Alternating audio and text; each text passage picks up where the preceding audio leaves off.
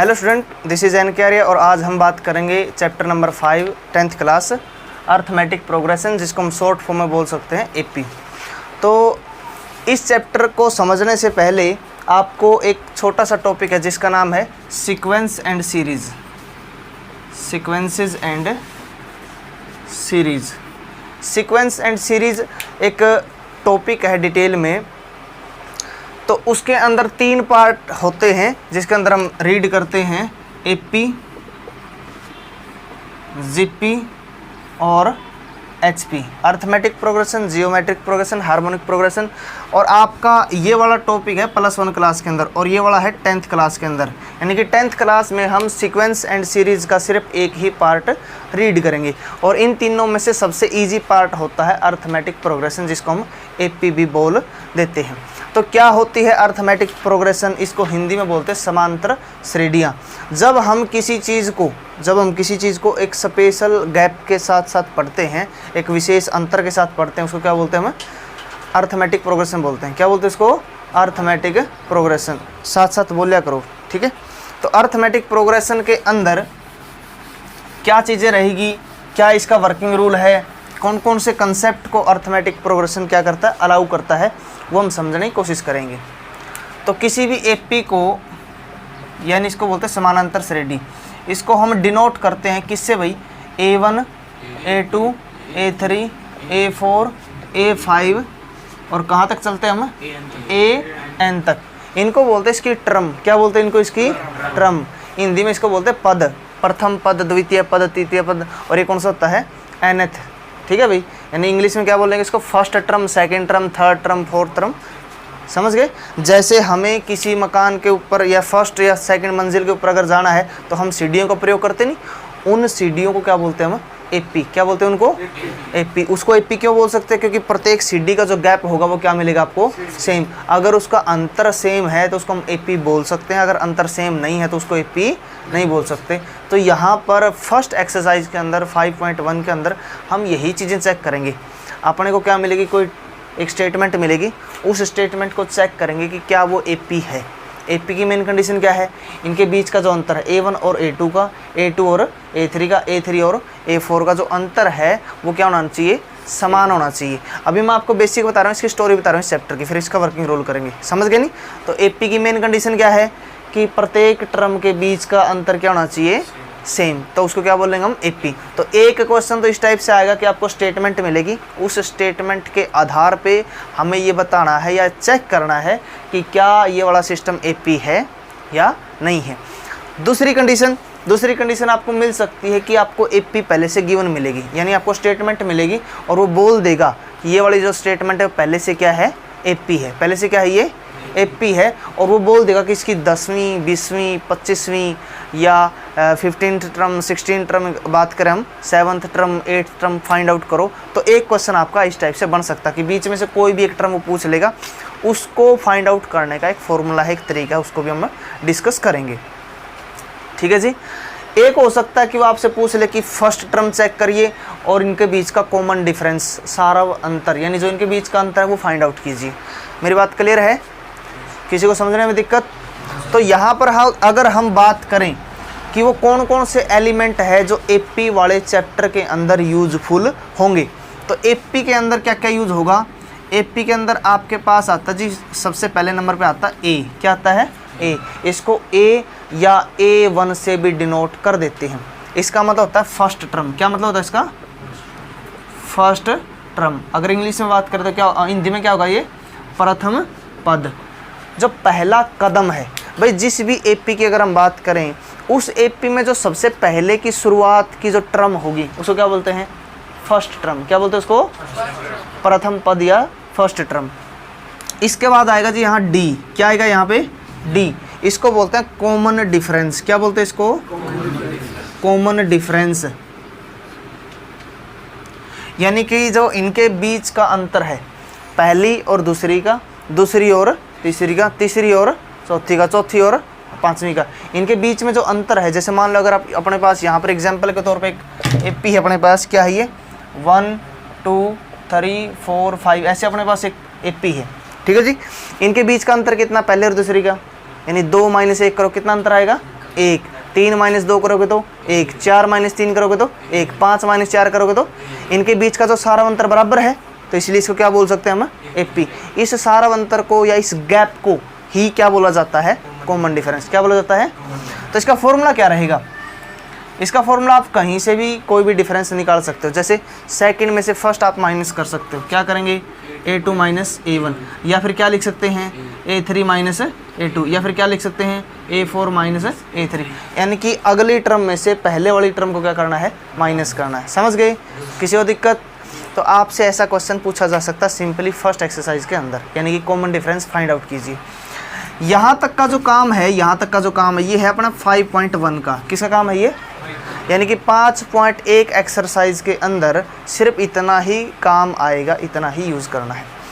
आगे चलेंगे हम n होता है नंबर ऑफ टर्म्स, यानी कि किसी एपी में कितने टर्म्स का यूज़ किया गया, कितने पदों का यूज़ किया गया है। भाई किसी एपी में हो सकता है कि 10 कदम, भाई ऐसा नहीं होता कि कोई सीढ़ियाँ है, कोई सीढ़ियाँ 5 सीढ़ियाँ बना देते हैं, किसी में 20 सीढ़ियाँ बना देते हैं।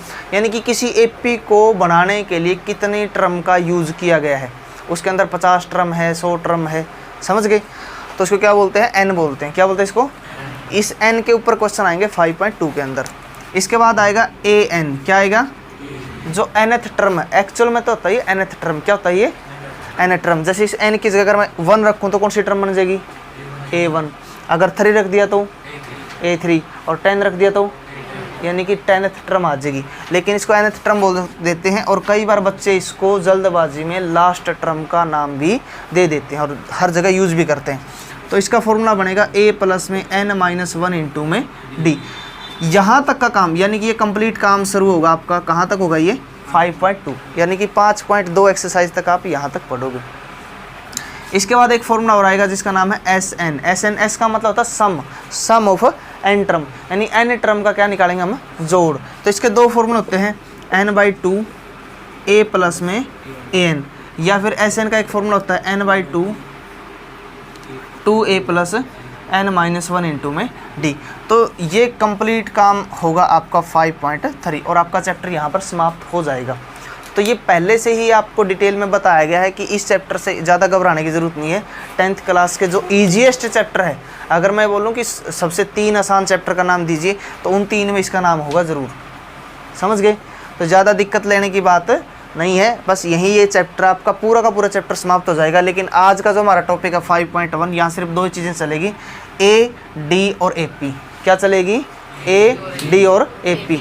A का मान बताओ, A क्या होता है, फर्स्ट टर्म। A क्या होती है अपनी, D क्या होती है अपनी, कॉमन डिफरेंस। और AP किसी भी सीक्वेंस को AP होने के लिए मेन कंडीशन क्या है, उसका क्या होना चाहिए, डिफरेंस क्या होना चाहिए, सेम। तो डिफरेंस चेक करेंगे, अगर डिफरेंस सेम है तो क्या लिख देंगे उसको, AP है। अगर डिफरेंस सेम नहीं है तो AP नहीं है। काम शुरू करें। एक्सरसाइज 5.1। एक्सरसाइज 5.1 में फर्स्ट क्वेश्चन में 2-3 क्वेश्चन दे रखे हैं आपको पार्ट स्टेटमेंट के, उनको आप पढ़ सकते हो इजीली, जो नॉर्मल लाइफ में हम यूज़ करते हैं। तो आपका जो सिलेबस स्टार्ट होता है वो होता है सेकंड क्वेश्चन से। कहाँ से शुरू होता है आपका वो, सेकंड क्वेश्चन से। सो सेकंड क्वेश्चन में इसने दिया है कि अपने पास क्या है, सेकंड क्वेश्चन का फर्स्ट पार्ट एक बार आप लेके चलोगे, आपको बेसिक करवाएंगे साथ में। गिवन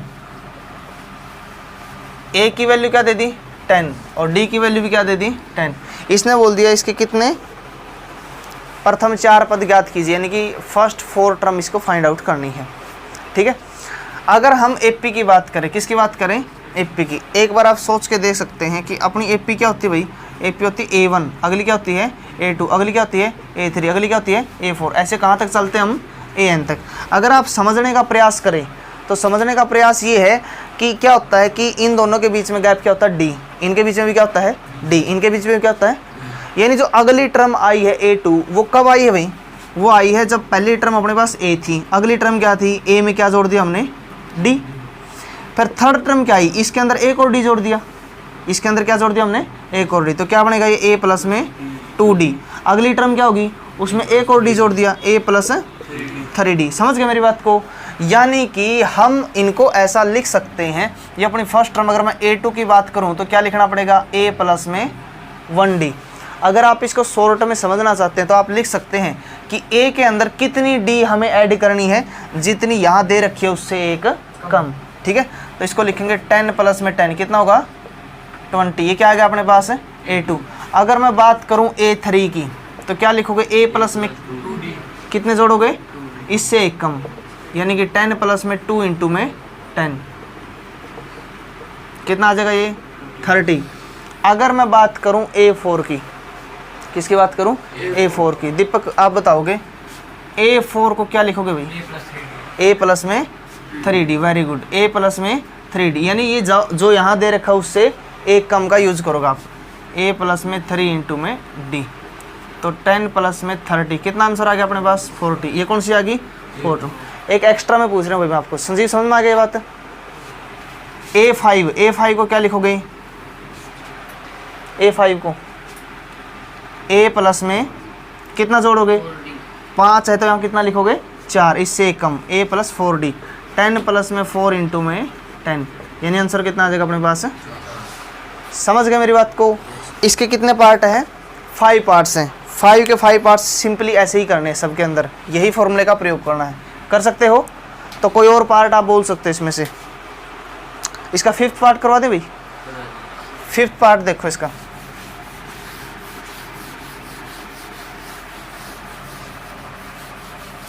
कंसेप्ट क्लियर है सभी को? देखो 5th पार्ट में सेकंड का 5th पार्ट जो है गिवन, ए की वैल्यू कितनी देर की इसने माइनस का 1.25 और डी की वैल्यू कितनी देर की है माइनस का 0.25। हम निकालेंगे जी A2। क्या निकालेंगे A2, बताओ फॉर्मूला क्या बनेगा। A प्लस में यहाँ 2 है तो कितना लिखोगे 1D, यानी कि माइनस का 1.25 प्लस में माइनस का 0.25, माइनस माइनस की संख्या जुड़ जाएगी तो कितना हो जाएगा माइनस का 1.50। क्या हो जाएगा माइनस का 1.50। अगर मैं बात करूं A3 की, किसकी बात करूं A3 की, जोगिंदर A3 का फॉर्मूला क्या बनेगा A प्लस में 2D, यानी कि माइनस का 1.25 प्लस में 2 टाइम माइनस का 0.25, माइनस का 1.25, इसको मल्टीप्लाई करो माइनस का 0.50 तो ऐड करो तो कितना बनेगा 75। अगर हम A4 की बात करें, किसकी बात करें A4 की, लवप्रीत A4 A प्लस में 3D, यानी कि माइनस का 1.25 प्लस में 3 इंटू में माइनस का 0.25,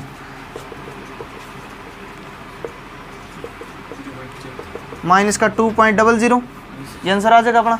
इसके बाद आप A5 A6 जहाँ तक भी आप जाना चाहो वहाँ तक निकाल सकते हो। एक सिंपल सा मैं क्वेश्चन आपसे पूछता हूँ, अगर आपको A100 फाइंड आउट करनी हो तो आप कैसे निकालोगे A प्लस में, हाँ ये 100 है तो इससे कम कितना होगा 99। कन्फर्म है। अगर मैं बात करूँ A967 आपको फाइंड आउट करना है तो क्या करोगे आप A प्लस में इससे कम 966D। क्लियर है कंसेप्ट? Okay, next question. इसके बाद question number 3।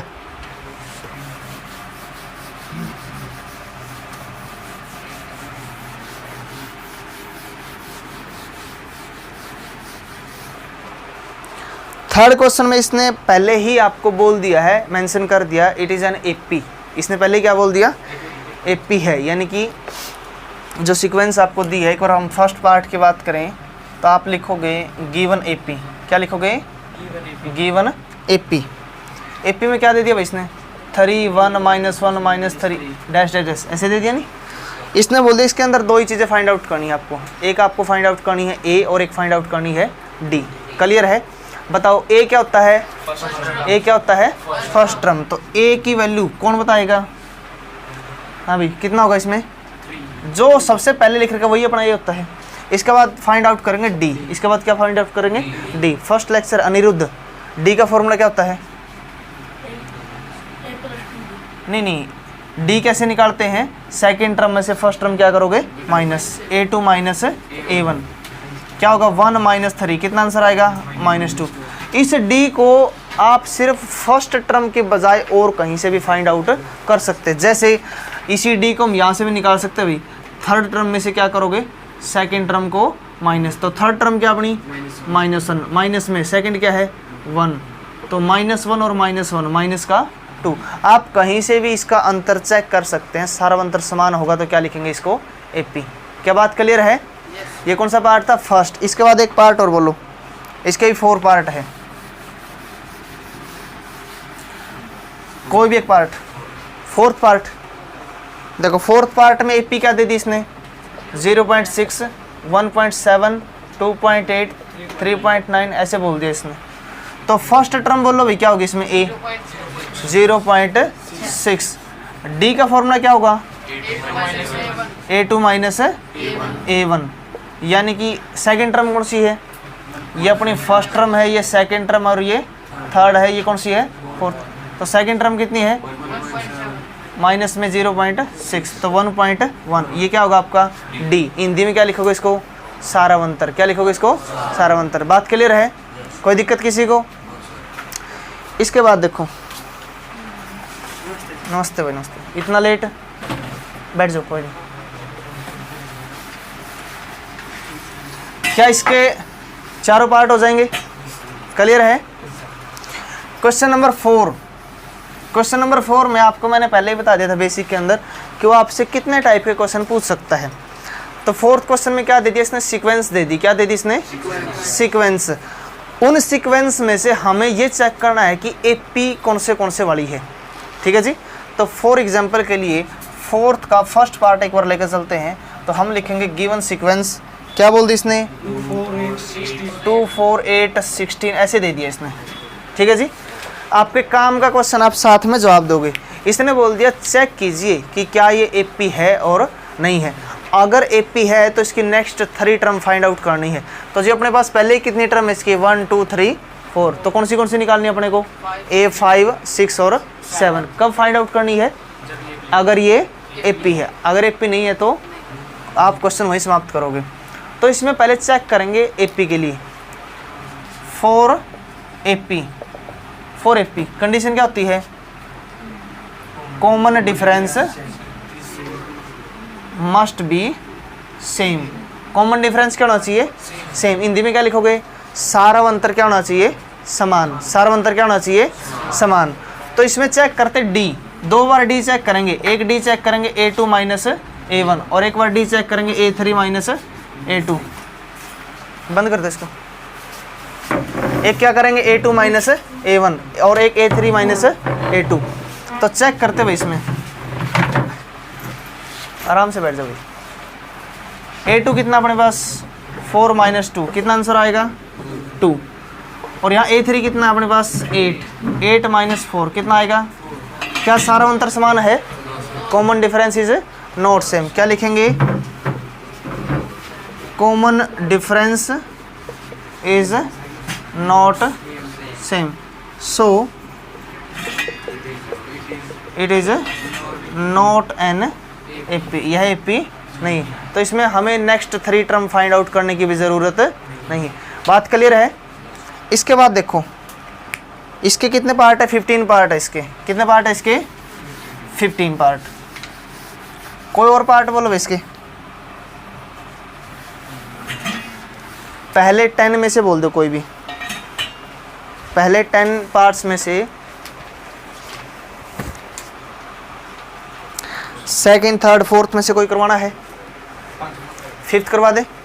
Fifth given sequence, क्या लिखोगे, गिवन सीक्वेंस। आप लिखोगे इसमें 3 प्लस √2, उसके बाद क्या है 3 प्लस 2 √2, उसके बाद 3 प्लस ऐसे दे दिया इसने, ठीक है जी।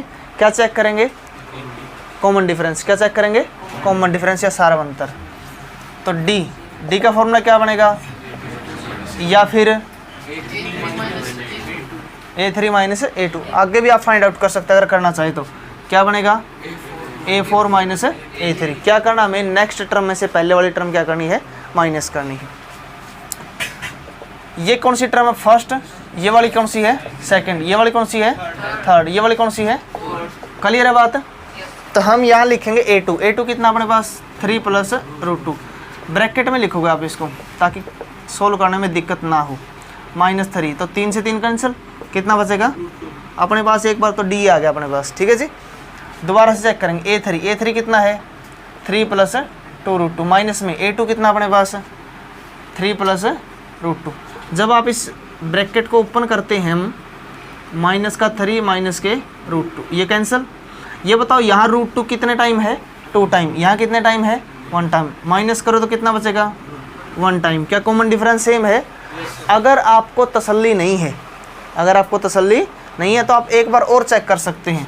कैसे? a4 कितना अपने पास 3 प्लस 3√2, माइनस में सेकंड कितना था 3 प्लस 2√2। इस ब्रैकेट को भी हम ओपन करते हैं तो माइनस का 3 माइनस का 2√2, ये कैंसिल हो जाएगा। यहाँ √2 कितने टाइम है 3 टाइम, यहाँ कितने टाइम है 2 टाइम, कितने बार बचेगा? क्या कॉमन डिफरेंस सेम है? तो इसमें लिखेंगे common difference is same so it is an AP। ये क्या है? एक AP है, अर्थमेटिक प्रोग्रेशन है। तो अगर AP है तो हमें कितनी टर्म और निकालनी है इसकी? 3 टर्म। कितनी और निकालनी है? 3। ये कौन सी है? 1 2 3 4। तो हमें कौन सी फाइंड आउट करनी है? A5। और कौन सी निकालनी है? और कौन सी निकालनी है? A7। कोई दिक्कत किसी को? तो A5 को क्या लिखोगे भैया आप? A प्लस में ये कितना था 5, इससे एक कम लोगे, कितना लिखोगे 4D। A की वैल्यू कितनी? फर्स्ट टर्म अपने पास 3, 4। D की वैल्यू कितनी आई है √2। आंसर कितना आ गया 3 प्लस 4√2। A6 को कैसे निकालोगे? A प्लस में 5D। तो A की वैल्यू 3, 5 और D की वैल्यू कितनी √2। सभी बोलोगे साथ साथ। A7 को क्या लिखोगे? A प्लस 6D, यानी कि 3 प्लस में 6√2। ये अपनी नेक्स्ट 3 टर्म। अगर AP आती है तो नेक्स्ट 3 टर्म आप फाइंड आउट करोगे, अदरवाइज नहीं। क्वेश्चन के अंदर जो चीज़ आपसे पूछी गई आप उसी को सोल्व करोगे। क्या बात क्लियर है? इसके बाद 10th पार्ट तक कोई और पार्ट जो आप समझना चाहते हो या नेक्स्ट चलें? हाँ भाई 12th करवा दूँ इसका, 12th 12वां 12th पार्ट देखो।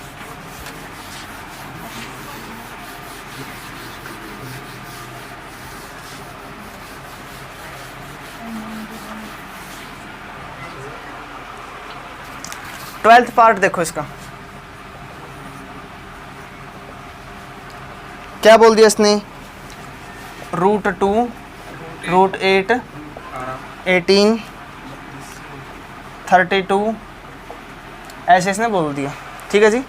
तो इस क्वेश्चनों को समझने का प्रयास करेंगे। किसी भी टर्म को आप तब तक सिंपलीफाई कीजिए जहाँ तक आप सिंपलीफाई कर सकते हैं उसको, यानी कि उसको अगर आप कैंसिल वगैरह कर सकते हैं। √2, 8 को क्या लिखेंगे भाई हम? 2 × 2 × 2। 18 को क्या लिखोगे?